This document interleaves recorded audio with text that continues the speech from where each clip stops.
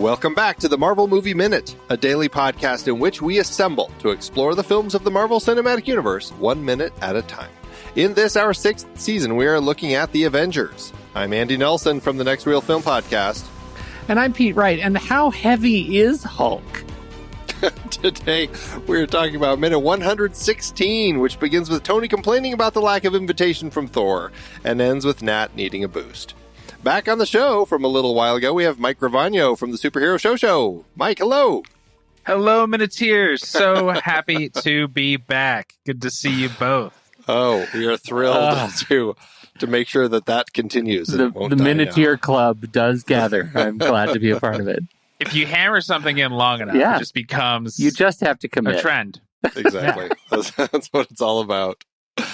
Well, we chatted with you a few weeks back, right around Coulson's sad demise. Yes. This is your next minute, and I wanted to check, what was the reason you picked this as one of your minutes? My sense, because now we scheduled this so long ago, is I bet, not that I don't like this minute, but I bet I thought we actually got to see Nat get boosted into the air. Because what action move blue balls does that give us? She's like, I need a boost. Like, oh, but no.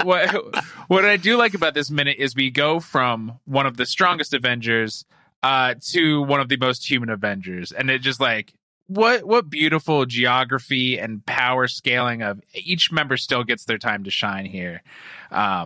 Whether it is Hulk sprinting through the business office, doing tons of structural damage himself, and taking out one of the flying Chitauri things, and then Nat is just breathing heavily. She's one of the few members who's just like, this is hard. Yeah, right. It's just her and Hawkeye who admit that things get tiring. Real talk. Exactly. Real talk is Nat. Yeah, for sure. Well, and Hawkeye's standing on a building corner. He's not exactly winded at this point. This Hulk thing, I legitimately question this. It feels like, unless Hulk's mass is significantly larger than I would have expected, given the fact that he's not constantly falling through floors, the propulsive characteristics of the big worm are not that great. Like, it feels like it's just lucky to be in the air. Yeah, it's so flying physics always makes me laugh, because this is when it gets wonky, right? Because Hulk jumps and grabs its tooth and pulls down, and sure, it'll go down a little, but then you can see him pulling against nothing, even the worm itself, and it'll go down. And anytime Superman's in a movie and he's flying, he always like stops and yanks, and it's like, what are you yanking? Where's the leverage? Right. That's what I wrote down. I'm like, so Hulk pulls the the lip, the tooth, whatever it is that he grabs onto, and I'm like, okay, so if a mouse, let's just say a mouse grabbed onto your lip and pulled you, would it move you in one direction or the other if its only leverage was you? Because it's like, because Hulk has his feet firmly planted against the Leviathan's lip. But it's just like, well, then, if anything, he's going to pull a tooth out. And that's pretty You're right. And then stab it with it or something. Yeah. But I guess if we're be fine. That'd be brutal. Fine with that. Well, if we're going to carry a mouse is to us as Hulk is to the Leviathan analogy, then I guess I probably would. Like, so if a mouse jumped onto my lip and started yanking down, I bet I would be so freaked out and grossed out that I would trip and fall to the ground, because I'd just be like, ew, ew, ew, ew, ew, ew. So maybe the big worm is effectively oohing its way. It's just like, oh, nasty. What is this thing? It's like, what is this thing? I like not a worm at all. I like to, I'd like to think that this worm is actually something that is so disgusted by a Hulk that it's doing everything it can to get it off its face. Yeah. But I do think the question still stands: is it possible that Hulk's mass is such that we have not anticipated just how like strong his pull is to the Earth's surface? Well, you know how in Tall Tales, I don't know how familiar you guys were. I was obsessed with the American Tall Tales in grade school. Pecos Bill and Paul Bunyan and such. And Paul Bunyan, that of the giant fame, he ranged from like 12 feet to 100 feet tall, depending on what the story needed. Right. Big enough to make a bunch of lakes. So maybe Hulk's mass is like that because he runs across an office building and does not crash through that floor. You would expect him to just skate through floors successively toward the ground. Yes. And so maybe as he jumps, he just goes like, more mass, more mass. Yeah. And just densifies. Okay. He densifies. Although, as soon as we cut to the next shot where it shows the Leviathan, it does that, fancy directorial snap zoom that we have several times actually in this minute. The Leviathan is now going the other way. So then he's like reversed mass? Maybe that's a technology. He can change his mass up and down to like confuse who he's fighting with? He can slightly control gravity. And yet we've never seen a movie where Hulk just floats across a major plaza. Just like a balloon. Feels like that's an underused superpower of Hulk's. I like to think, Pete, he actually was floating on the other side of the building. But then he hit the building and just went through it. Yes. Okay. Oh, my goodness. Well, we've solved that. Yes. Let's jump back a little bit. I don't know if there's anything we wanted to chat about as far as Iron Man. This is the close of the conversation that we had with Iron Man. He's been communicating with Hawkeye, who just kind of gave him the tip about they don't bank well, and he kind of led them all through the tunnels and crashed a bunch of chariots.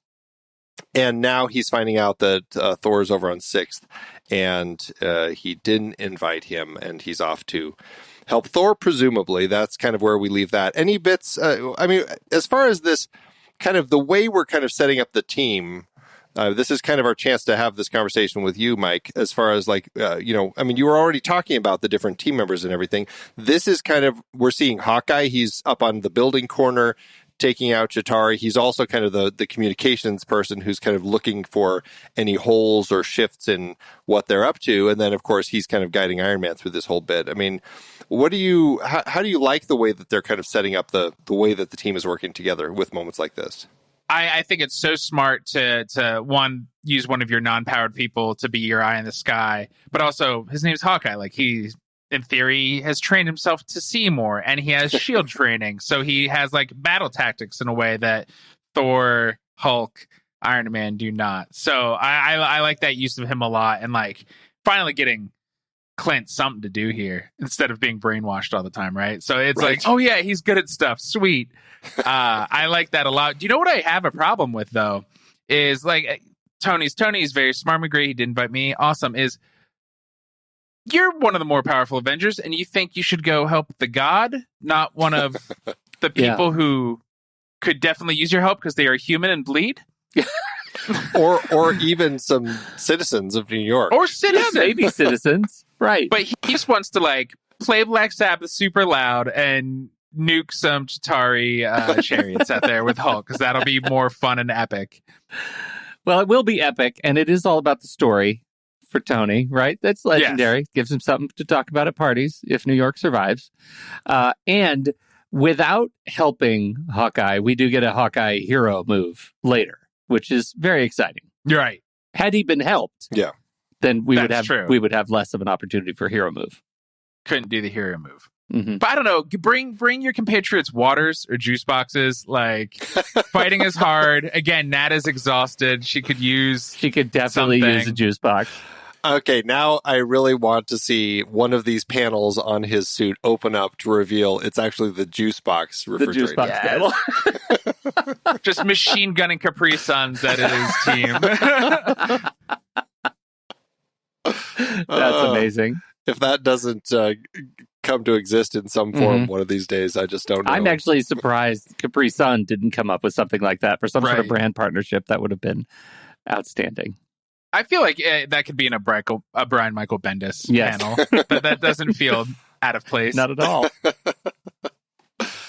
All right. Well, that is Tony and Hawkeye. That does lead us to this Leviathan that is flying down Park Avenue. And I was curious about this Leviathan because for some reason, this Leviathan of the Leviathans that we've seen so far, which has only been 2, has decided instead of just flying lackadaisically up and down the avenues and streets of New York, it has decided to fly into the building. And I guess I was a little surprised that this one decided that that's what it was going to do, because we haven't seen that before. I mean, I guess there's no reason it can't do that, but it did pique my curiosity about these Leviathans and like what their motivations are. And it was actually interesting in the Art of Avengers book. I saw something in there about how they're like kind of like the Chitauri, where they have all this biomech attached to their bodies. And it sounded like they're being controlled by this mech, which made it sound like they're actually, I don't know if they're just, like actual worms that just don't have the intelligence to make these sorts of decisions, or if sadly they're like slaves and being forced to do all of this and are really upset about the fact that they have to be doing all of these things. You're saying somebody is steering the worm into the building. Yeah. That is a horrible thing. Space Dune. Right. Is there some like Chitauri pilot up in the Chitauri ship through the portal that is actually just playing its own version of Galaga that is actually like Leviathan through the city? See, now that's not how I read the scene, because the way it's cut, the Leviathan turns its head toward the building, and then we immediately go to the opposite angle where we hear commotion from the far end of the building. And I thought maybe the Leviathan was just turning its head because it heard Hulk's destruction and it wanted to see what was what. It might not have actually run into the building at all. It might have just been the big Godzilla eye, like peeking through a window, right? Maybe it just wanted to see what was going on. That also speaks to my other question was, could this Leviathan stop? Like, is it like a shark where it has to keep moving? Like, could it just stop and hover and stare at the people? Like, maybe it's like a whale shark and it's actually kind and it just wants to look at all these people, and but everyone else just assumes it's violent and just wants to destroy it. In some small way, are we Karate Kidding this movie? That like the Avengers are this horrible blight on the Chitauri? I'm not speaking for the Chitauri, just the Leviathan. Yeah, I mean, the Chitauri did show up and just start murdering people, so I don't know if you could like look at those Avengers, though. But maybe the space worm is that it's just a sad big old slug slave. Yeah. and every time it's screaming, it's being like, help, but it just looks so toothy and angry that they don't know that. They think it's growling at them. Don't judge me by my appearance. In this office, we have dozens of extras who this speaks to another, I guess by this point, I would say it's probably a trope, and it's kind of a sad trope of the everyman in these sorts of films. Like, what does the everyman need to do? They all need to stand by a window and watch what's going on until they're actually put in harm's way. Absolutely. Because, if you saw this, you'd be running down the 60 stories. You wouldn't just be like, well, I'm going to wait to see what the space worm really wants. You could see that at least lower to the ground is slightly safer. Yeah, you might get glass on your head or something like that, but, as they say later, get to the subways, get underground. It's like, yeah, I think I'll do that. Instead of like staying in a building where there's a giant worm flying outside. Because at this point, you have to imagine giving them all the grace in the world. These people, these accountants and attorneys, they would have heard the commotion of the earlier issues, the earlier worm, like all of this stuff. They would have seen this. Why did they not head toward the stairwells? I don't, there's no reason. Frozen in panic? Yeah, maybe. But, it's entirely you would think possible. New Yorkers post 9/11 would know where the stairwells are. Yeah. That okay. And I'm sure so much like the last half of this movie and, every big superhero movie has like 9/11 iconography, but especially because we're in New York, I just kept being like, this is, I feel like, and it's, you don't want to show like pure trauma, but you think people's faces should be a little more horrified, or like, I don't know, if you want to get dark, have one person be like, not again. Jeez.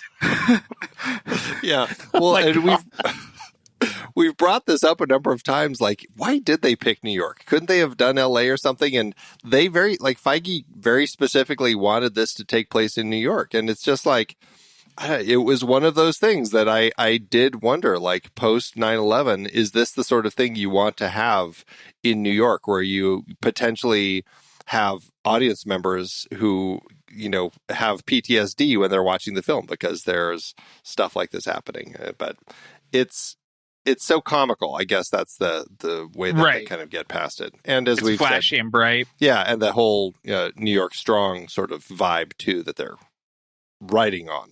I think the 5 years after 9/11, you like all the Roland Emmerich movies like just went away, and of that ilk, it was no longer the best thing to watch. All of our great monuments get blasted. But then there is, so around 2007, 2008, everybody was like, you know what would make our movies feel more important? What if we just kept recreating 9/11? And then you see it happen again and again and again. And kind of particularly in superhero movies, to the point where like it's exhausting. And so when there are like the Sokovia Accords, it's like, I don't know, points? Maybe there's points here, like or the worst offender is Batman versus Superman, Dawn versus Justice. Where that just is Zack Snyder being like, look, what if I controlled 9/11? You can just see his hands doing it. Totally. Yeah. Totally. And many of the lines in that movie where the actors actually question the level of violence feel to me like improvisational responses to the script that they have been handed. Like, are we sure this is okay? Like, they expect somebody of authority to answer. Anybody? Is there an adult in the room? Nobody has a problem with this? Right. Oh, my gosh. The building that the Leviathan is flying toward is 90 Park Avenue. Although, weirdly, when Hulk leaps out and grabs it, the next shot actually makes it look like it's the building across the street because we can see Stark Tower behind it, which would put it on the other side at 99 Park Avenue at that address. The geography through all of this is a little wonky. Like sometimes like this Leviathan is flying up one road, but then like when Hulk and Thor crash it somehow is suddenly back at Grand Central Terminal. It's like, how did it go this way? It was just heading a totally different direction. But it's like movies. It's like watching Bullet. It's like, you can't really trace Steve McQueen's drive through the city of San Francisco. It's all done for movie purposes. And to that end, it's fine. We just, as long as we're not confused, then it plays okay.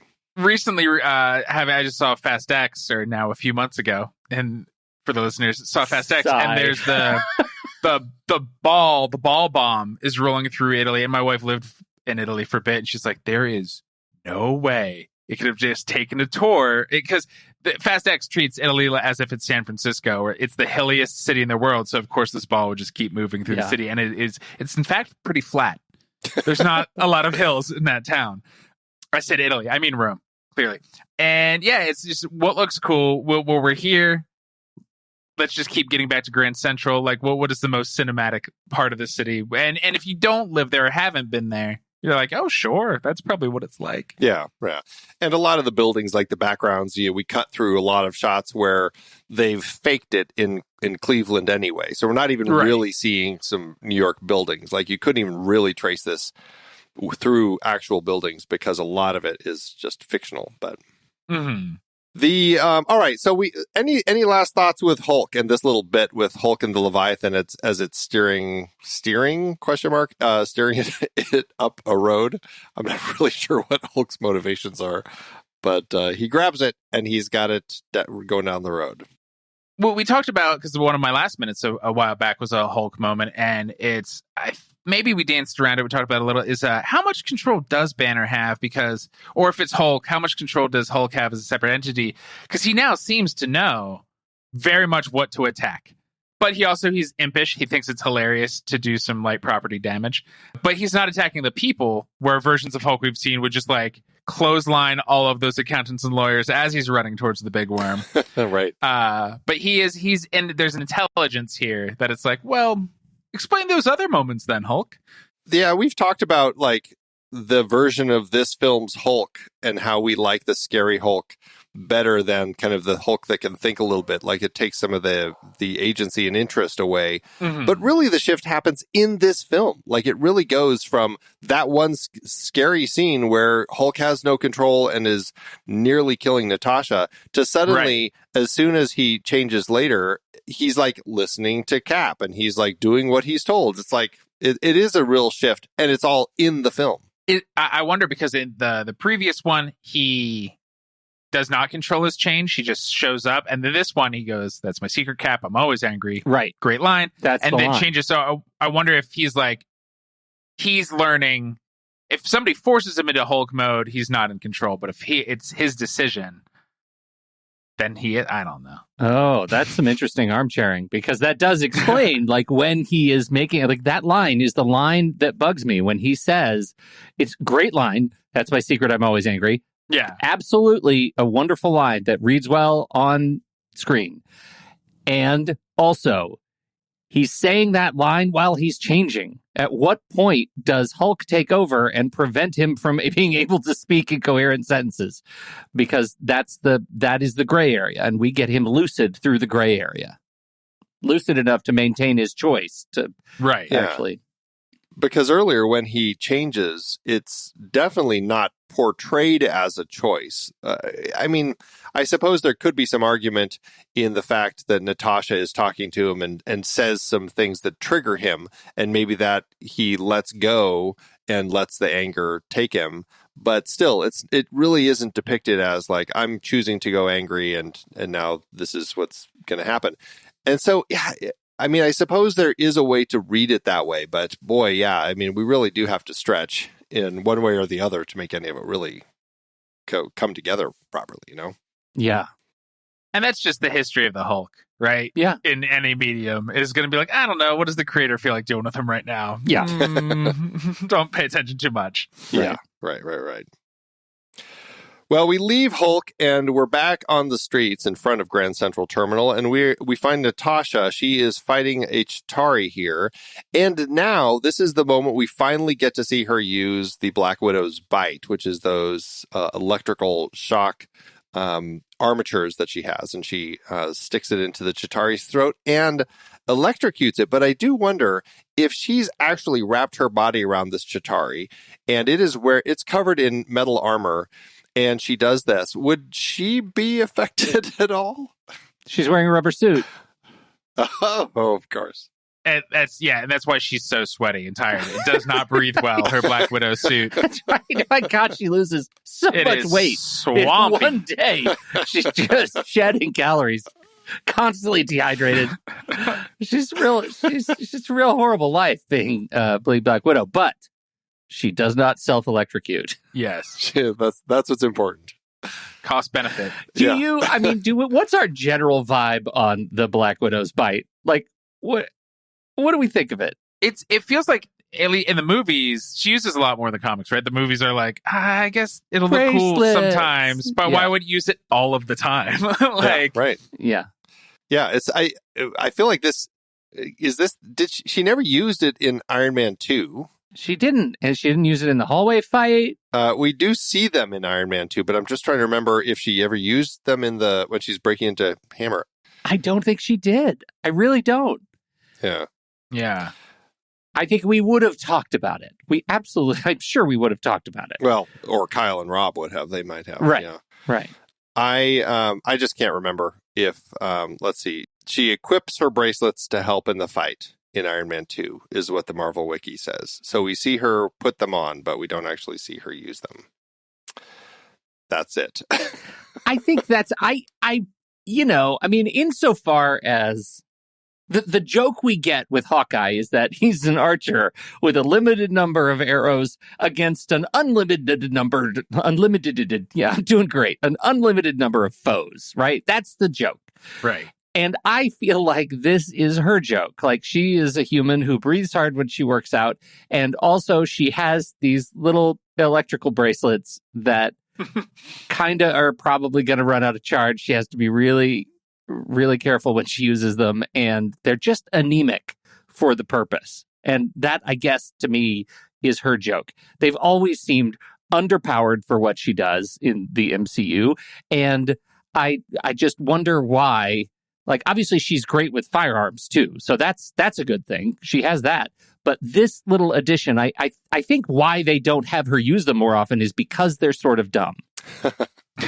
Well, and I guess, if she's great at firearms, so this is your fix bayonets moment. Where if you're using the thing that means the enemy is in your face, it is, I just don't want to die right now. Yeah, no, that's a good point. Right. I'm looking at its capabilities on the wiki. Other than electrocution, it does have a grappling hook. It does have taser discs that she can shoot from it. It has the taser batons that we'll see her use in, I think, Sokovia, I believe. It actually has electrical blasts, and it has a garrote that she can use to strangle or block she does. blows from Yeah, opponents. that's right. That's right. So there are a number of additional elements within it, but at this point, we just haven't seen the additional uses yet. Then that poses an additional question. Why the hell have we not seen more fun stuff coming out of her wrists? Well, according to the wiki, they just haven't been invented yet. Tony hasn't upgraded them. Tony upgrades it before Ultron is when she gets. That's the one where her whole suit lights up. She gets the lighting in her suit and everything that ties into it. Wow. Okay. All right. Regardless, we'll figure that out in a few years. I still think that it's they could have done a little bit more with it, but hey, it works on the Chitauri, and then she gets its staff and blasts it. So awesome, I guess. Now we have a staff. Yeah, it shows she has what's that feat in Dungeons and Dragons? Improvised weapons. She can just grab whatever she needs. She can. That's right.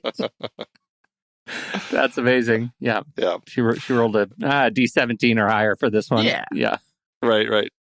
But I mean, as we were saying earlier, I think you mentioned this, Mike. This is really that moment where you get that human Avenger here. She looks exhausted. She's got a bloody forehead, a bloody lip. She kind of leans back on the cab or something, and just kind of like she clearly looks exhausted. We'll see Steve look exhausted a little bit later in the film after he saves all those people from the bank, but I don't think it's the same sort of exhaustion. I think that's just like kind of like battle fatigue, like they just don't stop coming, and all of the damage and hopelessness. Exactly. Her, like, this is just physical exhaustion at this point. Right. I might puke. I need an orange slice. And I love if you've ever been exhausted after a hard workout and somebody who's better than you, like if you're doing a race and somebody who's clearly better rolls up, you fucking hate them. And it looks like when Steve runs up, he's like, hey, I feel like you could see a glimmer of that in Widow's eye. Like, shut up. Yeah. Totally. Although it's great and this is what I do really enjoy about Natasha, is that when she's in the sick bay with Clint, and she is the one who's just like, we have to go stop him, and he's just like, I mean, he doesn't say it, but it's like, you're just a human. You can't, what are you going to do to stop this guy? But this is her, because she's exhausted. She's probably irritated with Steve for having so much energy. Yet this is that moment where she comes up with an idea, like, we need to do something else to close this portal, and gets the idea to jump up and catch a chariot and take it up to the top of the building to kind of figure out a plan. And that's why I think that she's a great character, because she has moments like this. And even though she's exhausted, she's still going to go through with all this. Right. This is her version of Steve's I Could Do This All Day, or Carol's standing up over and over again every time she falls in Captain Marvel. And even with that, it's not just like, oh, I'll steal this chariot. She's the one who sees, she's like, oh, they're going to see big guns coming. Maybe we need to think smaller. And that's a through line throughout the MCU, with Widow seeing around the problem, being like, I don't need to lift that hammer. That's not a contest I need to. And it's just always that she just sees different from everybody because of her background and size and gender. And so she'll always think smarter. It's an interesting parallel to Steve in some ways, because coming from somebody who had been the small, scrawny one and still kind of thinks that way sometimes, there is an interesting through line where she's kind of like that version of Steve who just never ended up getting a super soldier serum, but got trained to actually do a lot of things. Yeah. One of the things I like about this transition is even insofar as she recognizes his game is superior to hers in terms of just physical prowess, the fact is he still looks beaten to me. Like, it's just he plays it so well. He plays it human. That not he's not playing it Thor, right? Or Tony, who is so augmented. Like, I like that point, Andy, because I feel like you do get a sense the way Evans plays this character that he remembers his smallness. It's still very apparent. That works. That plays. I feel like I get that from Chris Evans a lot in his role. Like, I feel like as an actor, playing this particular superhero, there always is this side of him who remembers that little guy. And I feel like I see it in his performance throughout. Oh, yeah. And I love that because I know there's people will be critical, be like, oh, well, if you're that strong, why would you even worry about? But like, what happens in your formative years sticks with you no matter what else changes throughout life. Like middle school, high school is going to just really traumatize and lock in. And that is how you're always going to deal with the world at like a core level. Yeah. I mentioned we do get a couple of those directorial snap zooms in here. One is the shot of the Leviathan as it kind of rounds the corner, and we kind of snap zoom, refocus, find Hulk on its tooth. The other one is here as Steve and Natasha are chatting about kind of trying to figure out a plan. And it comes as Steve kind of looks down the road toward the Grand Central Terminal. And at the end of the viaduct, he sees more and more Chitauri kind of landing there, just showing like this isn't going to end anytime soon. But again, it's another of those funky little snap zooms that, all kind of started back in the, with this director back in, I think it was around Firefly. And it certainly has been a tool. Do you like this technique, Mike? These kind of like almost a documentary style, like snap zoom on the action and then refocus? That's what I was going to say. It feels very like lifting tools from docs to make it feel more real and lived in. And I think with this kind of fantasy level, it helps that. It helps put us in it a little more. Like, oh, I don't even know what's happening, even though I controlled all of this with ones and zeros. And I think it tricks the viewer's brain into forgetting all that stuff and making it feel like, oh no, I got to find the Hulk. And yeah, I think it's a good cheat that is used, I think, just judiciously enough in this movie. Yeah, I was talking to another one of our listeners about this technique, and we were trying to figure out when did it start. Actually, I think Travis brought it up on in our Facebook group because he mentioned that it was in Star Wars Attack of the Clones, which I had forgotten. But sure enough, right at the end there, in the fight, we have a crash zoom in on one of the clone carriers, I believe, or the troop carriers. And he was thinking, like, is this the first one? And I was digging around, and it actually looked like Firefly, which came out earlier the same year, actually is where it started. Again, all with Tig Notaro and kind of the storytelling style, but it's really kind of where all of that began. And it was so prominent in Battlestar Galactica and really just kind of became a tool that a lot of people used. I don't know if I see it quite as much nowadays, but it certainly was used for good decade plus. The early aughts, Friday Night Lights, I think both the movie and the show did it a lot. In Peter Berg loved it for sure, and it does work for sports, right? Like it does play. It was Battlestar Galactica that's where I would have gone with it immediately, just because that style defined the action in that show for years. Yeah, that's where I would have said it was from. Yeah. Had it not been for kind of like doing some digging. Yeah. But yeah, sure enough, it all stemmed from Firefly. Well, we do end this minute with Natasha gearing up to get her boost using Cap's shield. And that's pretty much where the minute ends. Any last thoughts about anything going on here from either of you? Just anytime there's a hint at something like a fastball special, I'm going to love it. And that is this version for sure. That's about to happen. Yeah, right. That a future guest gets to talk about.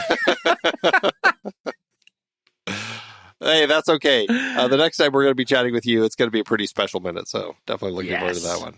So, all right. Well, tell everybody once again about your podcast and what you're doing out there on the internet, Mike. Yeah, you can find me in a couple ways. If you like movies, check out Movie of the Year. Each season, we tackle a different year. We build a giant bracket to find the best / most definitive movie of that year. We just wrapped up 2002. And I don't know if this is exclusive or not, but we're jumping into 1973. So we're going back a few decades. Ooh, and movies, I got to tell you guys, and you probably know, drastically different in the early 70s than in the early 2000s. And oh, man. Do you have highlights already? I'm excited. Highlights? Yeah. Movies? Yeah, movies. You do Westworld? Yeah. Where I currently am in real life, we have not recorded the initial episode is when we figure out we take 64 movies down to the 8 we'll watch. You haven't even determined the movies yet. Have not even determined the movies. Oh, for crying out loud. Okay. It's not my season. I hosted 2002, and so 73, I just get to show up as a panelist. Nice.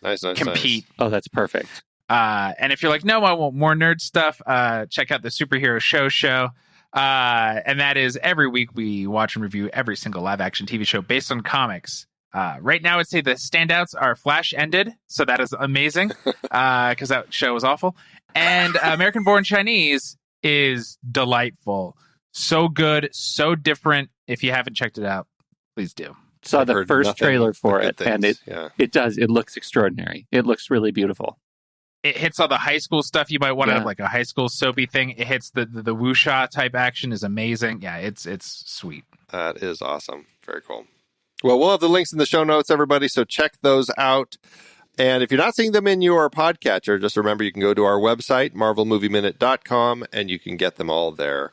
And you can also find out about membership for the show over there, marvelmovieminute.com, where you can get ad-free early episodes, plus bonus episodes, all that good stuff. That's it for today. We'll be back tomorrow with a different guest for Minute 117. So, Pete, thanks as always. I can't wait for tomorrow, Andy, where we talk to James Anderson and Colin Parker about what Mike Gravagno would have said had he been able to talk about this minute. That makes me so much more angrier that it's freaking James and Colin. Tell them I miss them. Oh, we will. Until next time, true believers.